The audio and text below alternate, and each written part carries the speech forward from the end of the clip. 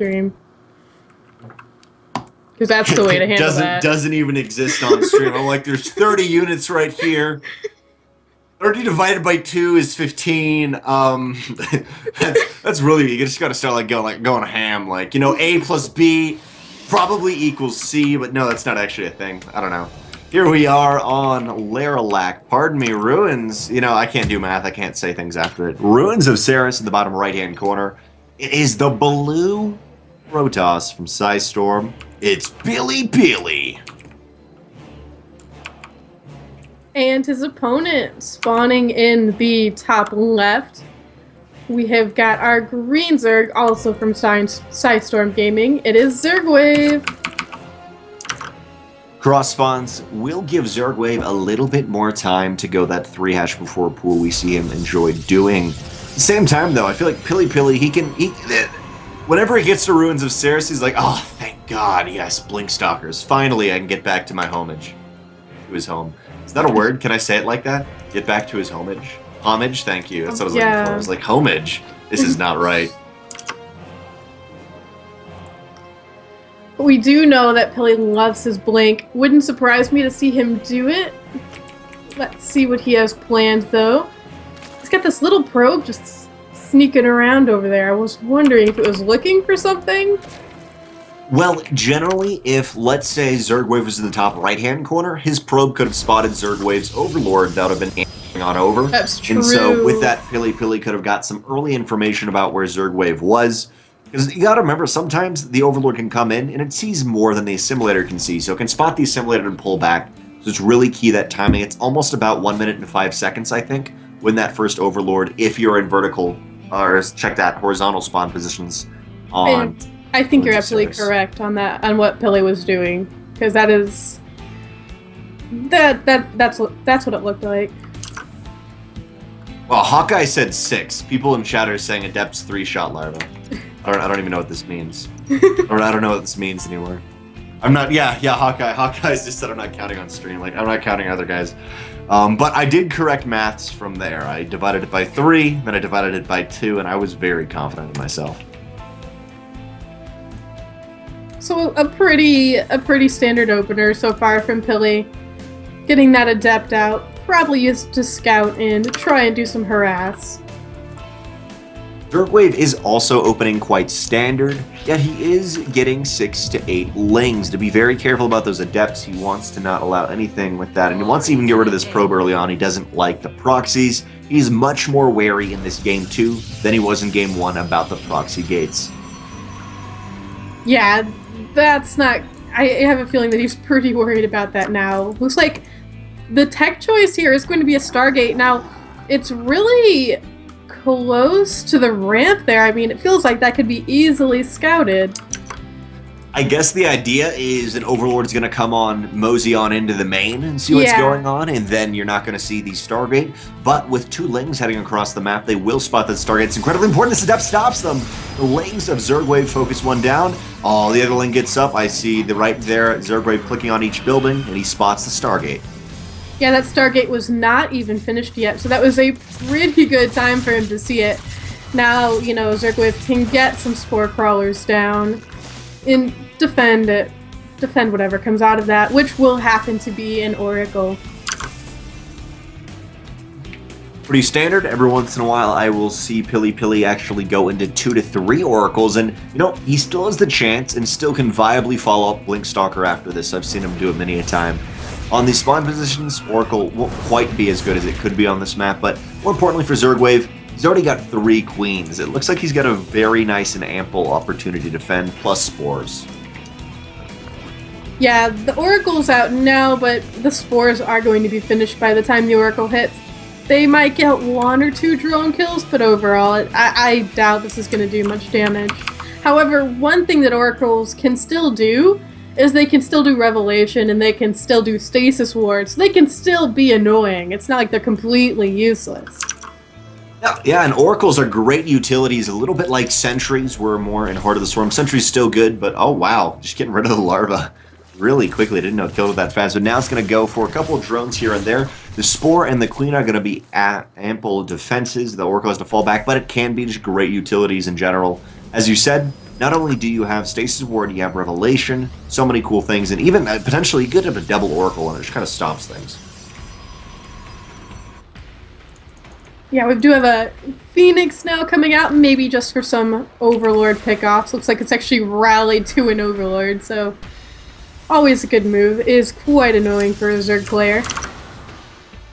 I'd love for the Phoenix to head along with this main force, but it may have enough time to take down that Overlord and join up because, of course, the Phoenixes are great with main armies since they can negate just Queens. Just take one out of the equation for a little bit of while, and you can try to supply block your opponent. Looks like will supply block Zergwave. There's no Overlords on the way. Does he even have any Lings? It looks like there's 4 Roaches, 2 Lings. He's got some Queens, but that's it. He's got to wait for 3 Overlords to finish. This third base may just be donated to Pilly. Yeah, this was the worst time for Zergwave to get supply blocked here. I mean, I guess that's being fixed now, but you know, this was a scary time to have to use Larva on Overlords. We've got Adepts. They are getting a lot of damage done to those Roaches, and at the same time, they have shaded into the main, forcing drones to be pulled off the mineral line. Adepts are running rampant all over the place. Looks like they're barely going to be cleaned up by some Roaches, but the Roaches are rallying across from them. Some Roaches were rallying to the third base. They're now going to be pulled back up for Zergwave to defend. But off all of this, Pilly has set up an incredibly strong third base. He's got more gates on the way. This has bought him so much time. Has he really killed that much? Looks like he's killed a total of 17 workers. You gotta remember, he's up 1-0, I believe, from game 1. So he's feeling incredibly good. He's got a third base up, and everything is in the basket of Zergwave to do damage. But Zergwave doesn't even have the Hydralisk done yet. He doesn't have what we've seen in Tefl v Pilly, where Tefl defended, and then had a massive army and economy. And we've got 3 Robos on the way for Pilly, as well as Charge and +1. Pilly, he's teching up. You can tell he feels pretty comfortable right now. Adepts at home to help defend this counterattack of Zerglings. These Zerglings are not going to get much done. 3 robotics facilities. I thought those were gates earlier on, but no way, Jose. Those are robotics facilities, and it's going to hit pretty dang hard with Immortals. And I love that decision. It's like, okay, so you're going Roaches. The next optimal thing is Mass Roach, which is technically Sea Roach Ravager. I miss Mass Roach from Heart of the Swarm. That was so common, but it's like one of those things where I didn't even play Zerg, but I miss it. I'm like in my heart, like, oh, Mass Roach. That was a thing back then. But with Mass Roach, even Hydralisk Lurkers, that's just going to stomp it. Pilly is getting himself into a phenomenal position. We've got quite a few immos coming out. However, one thing that Pilly does not have, which he could use, I mean, technically he has an Oracle, but he could use a little bit more detection. He knows now that he needs it, though. You know, seeing that Lurker Den with that Oracle. No way. Oh, that's really cool. By the way, when the Stasis Ward stops stasising, the drones don't go back to work. They just hang out. Great to know. So he queued it up for this one, but if you checked out at the natural, the drones just sat there once the Stasis Ward was done and didn't keep working. So that is good to know. It took a couple seconds. That's a great little thing. And another Stasis Ward is going to happen. We can see it firsthand, guys. There it is, Stasis Ward. Now we're gonna watch them for what, 21 seconds. I got 21 seconds. You got 21 seconds. Yeah, we got 21 seconds. By the way, 10 Hydras are out on the way, so it should be able to push back this Oracle. Combined with the creep spread, it should be enough. And a Warp Prism, Pilly's surpassing a gigantic, phenomenal army. But I'm watching them. Are you watching them? I'm watching them. Look, they're not doing anything. They're not doing anything. Ha! I was right. 3 and 6 really good to know, the same numbers, but drones don't move. We've got a lot of immos. We do have an observer on the map now, so those lurkers are going to be visible. We have so many Immortals, Charge Lots, Archons. This is actually a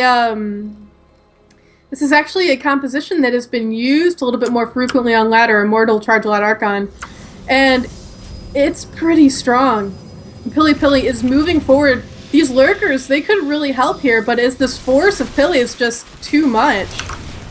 Pilly almost has overwhelming 110 army supply to 75. He's pushing forward. There is lots of lurkers, and the majority of the army of Pilly is kind of all clumped up on top of each other. Lurkers do a remarkable amount of damage, but then the Immortals, then the Archons just pile on through. The Immortals decimate the last of the lurkers. GG! Pilly, 2 zeros. This night has been full of them. 2 zeros, and we'll move on with Tefl. Looks like Pili Pili and Tefl were the first game tonight, and eventually it comes out to Tefl in first place, Pili Pili in second. Yes, very well played. I liked Pili Pili's use of oracles there. I mean, as we mentioned before, even if you can't do damage with your oracles at the start, the stasis ward can do so much. It was fun to see some good play with that. It's great to see that from Pili Pili, changing it up from his Blink Stalker on that map.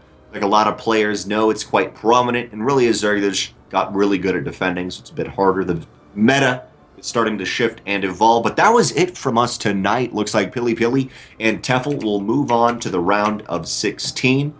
Last night we saw, I believe it was Namshar and WPZ move on, so it's going to be, who is it? Oh, it's Snovsky? Why does it have to be called WPZ on good? Like Wikipedia, get your crap together, man. Previously known as Snovsky. Okay, so we have Namshar, Snovsky, Tefl, and Pili Pili moving on into the round of 16. Tomorrow we will have Group C of the round of 32. The next day we'll have Group D. And then a week from today we'll have Group F. 1 day before a week from today we'll have Group E. And 2 days from that point we'll have Group G. Whatever it is, pretty much every Friday. Next Friday, I said that in the weirdest screwed up way you can possibly say that. Next Thursday, we're going to have StarCraft for you guys. Tomorrow, the next day, and the next, we're going to have StarCraft. Basically, we're coming through the round of 32. And while I butchered that, we're gonna allow Koshkii to take everyone out and be awesome.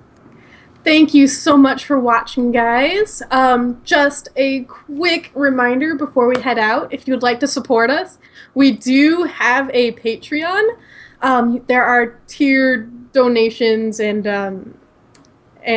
what is perks is the word I'm looking for there. Tiered donations and perks. So make sure you check that out if you're looking for a way to support us. Donations really help us as far as setting these tournaments up and help us with the prize pool. So be greatly appreciated.